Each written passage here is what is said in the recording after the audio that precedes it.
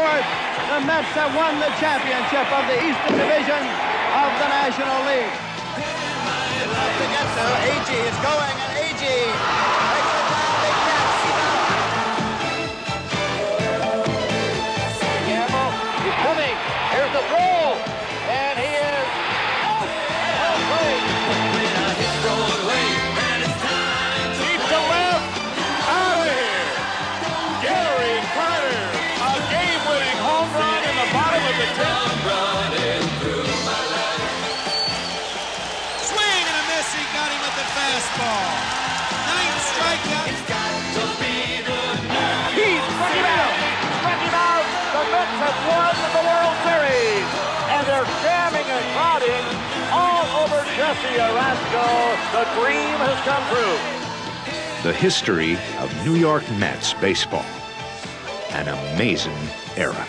I directed the Ralph Kiner show, the post-game show, interviews. And one day the producer came up to me and said, "Stan, I'd like you to direct the Mets games." That was in 1968. And I went to spring training and directed from 68 on with Ralph Kiner, Lindsey Nelson, and Bob Murphy, who's still around. Lindsey's not around here, but he was on the coast, and Ralph is still there, of course, and Murphy still does radio. I then found out when I was assigned to that, a friend of mine called me and said, my brother-in-law, who I knew, Gil Hodges, is coming in '68, is coming to manage the Mets. And from then on, anything I wanted, any ball player out of the shower, I got. Like, Stash, what do you need today? How many balls do you want? He had the balls in his desk drawer. I didn't know they were worth money. I only took 2. I worked with Ralph Kiner baseball. I directed the Mets from '68 to '74. Getting back to the Mets, it was all of the background that I had helped me direct the Mets. I enjoyed it. I think it's the toughest game to direct correctly. Basketball and hockey, you follow a puck, you follow a ball, and that's the game. You can do it on one camera.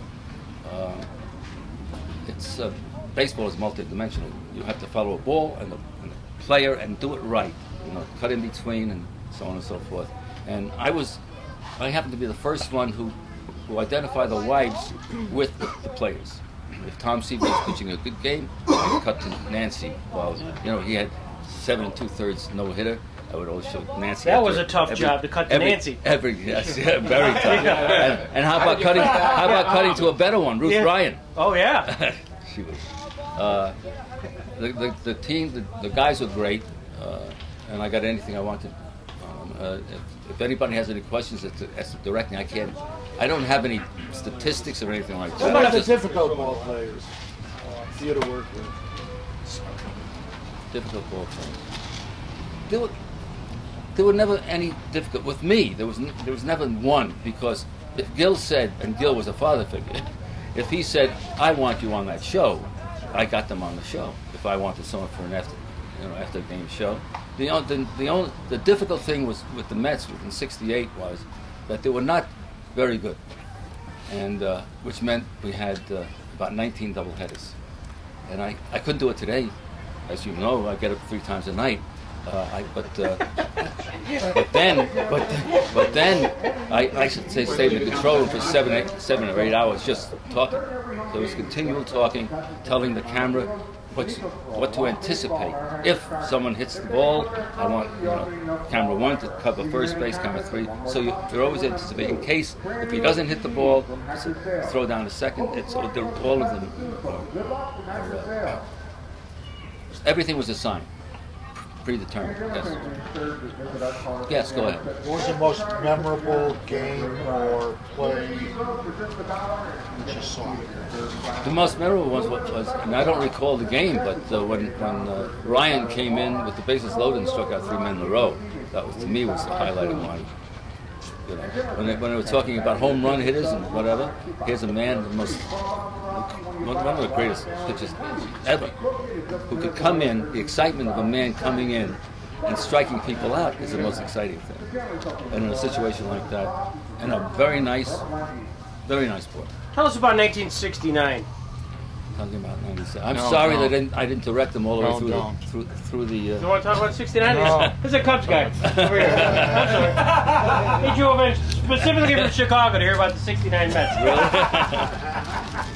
It was a very exciting year. Cubs. Never, of course, as everybody knows, very unexpected. And I wish I could have directed all the way through. I handed the ball off to a friend of mine who was directing the series, Harry Coyle, directed 30. Yeah, I was his assistant director at Duma. Yeah, I knew Harry very well. Harry always told me, Stan, there's one thing you must do. When he heard I got the Mets, he said, the most important thing you can do is every year, ask for something else. That means you're really interested in baseball. I said, you know, the NBC, you can ask for another camera. I have to fight for a camera. We did have 5 cameras. I was the second one in the league. Cincinnati was the first one to put in a center field camera, and I put it in soon after that, but as soon as I got in. So you were stealing signs back then? No. But, yes. Oh, I'm sorry. No, finish your point. No. My big concern is how do we get the excitement and the interest back, especially for kids, so that there is a future for baseball?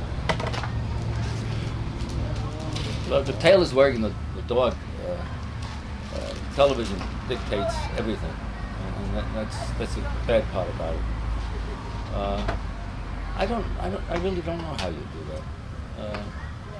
I see games now. I'm maybe sour grapes, but I don't like 9 out of 10 games that I see shown. I don't like the directing in it, and there's no flow.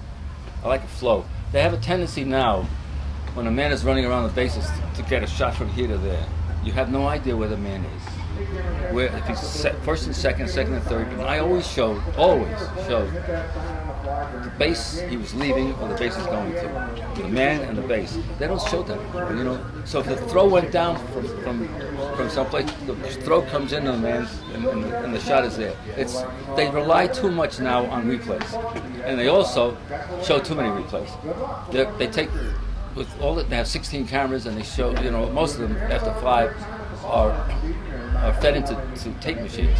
And if they get 3 replays, they feel that they have to use the replay, and only one of them is any good. The other 2 are blocked out. So that bothers me. Just that time taken up for no reason at all. I mean, 2 blocked shots. So. Do you think that the big bucks being paid today have had a good effect or a bad effect on baseball? Oh, I don't see big bucks having a good effect at all. I mean, what would Joe DiMaggio be making now? And do you think he'd be acting like some of the kids now? I mean, I think there was more class than the love of baseball was there. Even though $100,000 was a lot of money then, it still is not a 230 hitter making $4 million a year. It just doesn't equate, and I think it takes away from the game. I think you have more prima donnas now than you ever had, and that takes away from the game. They don't mingle with the kids as much as they used to, and that has something to do with it too. They don't mingle with the kids. They should have more of that activity with the kids, unless you identify with someone. There's no role models are gone. No, the role models are gone. Right. Did you say the Kiner's Corner show after the game? Yes. How was Ralph to deal with there? Ralph is terrific. He drinks 5. He drinks 5 drinks after the game, and we always drink 5 drinks together. He's a wonderful guy. The only thing is, as his wife at that time used to stand behind me. And when he used to get into a sentence, she used to say, "No, Ralph, don't do it," because he could never get out of it. He has a habit of getting into a sentence and not being able to complete it. So she would stand behind me and say, "Don't do that, don't do." She knew exactly what he was doing. So, yeah, he's a great guy, very laid-back guy. And Fran Healy also, he was with the Yankees. I want to thank Stan for giving us a little insight. Thanks, Stan.